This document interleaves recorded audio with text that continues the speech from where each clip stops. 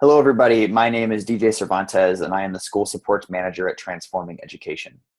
I'm excited to come to you today to share more about the surveys you and your students will soon take, the work we have been doing with schools over the past year, and the work we will continue to do alongside your school and many others this coming year. We, along with NewSchools Venture Fund, are partnering with over 35 schools across the country that are using innovative models to expand the definition of student success. Specifically, we work in the field of mindsets, essential skills, and habits, or MESH. Earlier research in this field indicates that these skills have a high impact in academic, career, and personal well-being outcomes. First, as it relates to academics, MESH is predictive of high school and college completion rates. Students with strong skills have greater academic achievement in both K-12 and college. And fostering these skills as early as preschool has both immediate and long-term impact. When thinking about career, research indicates that employers value these skills and actively seek out employees that have them. Higher MESH is predictive of a greater likelihood of employment, and stronger skills in childhood predict higher adult earnings and greater financial stability. And finally, there are strong positive outcomes for personal well-being. The research shows that adults with stronger MESH are less likely to commit a crime and be incarcerated. Strong MESH decreases the likelihood of being a single or unplanned teenage parent. And the positive health effects associated with stronger MESH include a reduced mortality rate and lower rates of obesity, smoking, substance abuse, and mental health disorders. If you're interested in learning more, you can access our full paper titled Ready to be Counted at transformingeducation.org.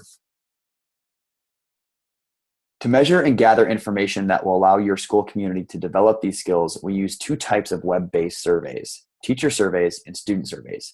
And we offer them twice a year, in the fall, 4 to 6 weeks after the first day of school, and in the spring, about a month before the school year ends. First, students are given surveys that allow them to self-report on their own MESH skills and share their perceptions of the school culture and climate. These surveys will take students around 40 to 45 minutes to complete, and they include items related to each of the competencies listed here on the screen. Because of the reading levels necessary to gather meaningful information, only students in grades 4 through 12 will take these surveys. Teachers will also submit surveys that report on their observations of student MESH skills for up to 30 students. Because many of these competencies are internally held beliefs, teachers will only be asked to report on the 3 that are externally observable, and those, indicated here in blue, are perseverance, self-regulation, and social awareness and competence.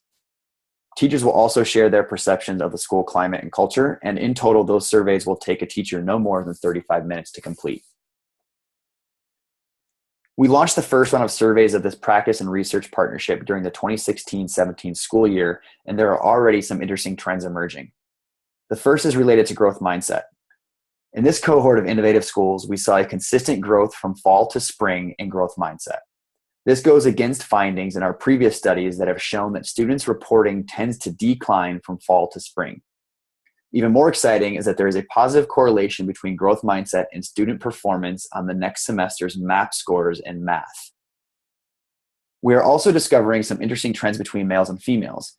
Males tend to report higher than females on curiosity, perseverance, self-awareness, and self-efficacy, and females are reporting higher on growth mindset, self-regulation, and social awareness.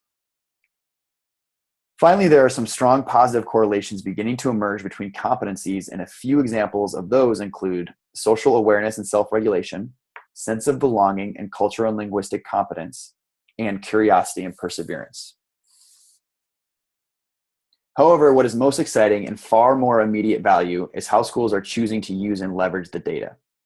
We are seeing school leaders act on the data at 3 different levels: the school-wide level, the grade level, and at the subgroup. At the school level, some schools are prioritizing different competencies at different points of the year. Upon discovering that the data suggested teacher and student relationships were not where they wanted, one school decided to specifically focus on that during the first 6 weeks and is implementing short weekly surveys to gauge the progress of those relationships. Another school is empowering teachers to come together in grade level departments and select a scope and sequence for the SEL curriculum that pertains to their specific grade level needs. And finally, schools are exploring trends at the subgroup level. One school learned that their English language learner population was reporting much higher on self-efficacy and growth mindset. The school is now engaged in a case study to explore what may be driving that in the hopes that they can implement that across other subgroups. As we look forward into year 2 of our ongoing partnership, we are excited about you joining us and are confident that the data we are collecting will have a positive impact in both the short and long term. In the coming year, we are hoping to continue learning from you about what supports work best for developing these skills, what teachers are doing and can do to support development, and how we support students in thinking about their own development. As our work expands from 25 to over 35 schools, we're excited that you are joining us because a more clear picture of mesh in culture and climate will help schools to think about how to support academic, personal, and social development.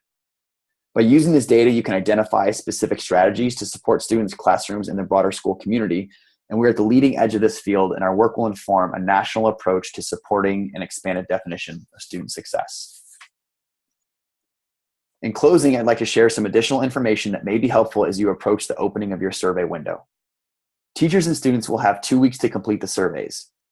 Teachers will receive an email with a unique link granting access to those surveys. You will receive a reminder during the second week of the survey window if you have not yet completed your surveys.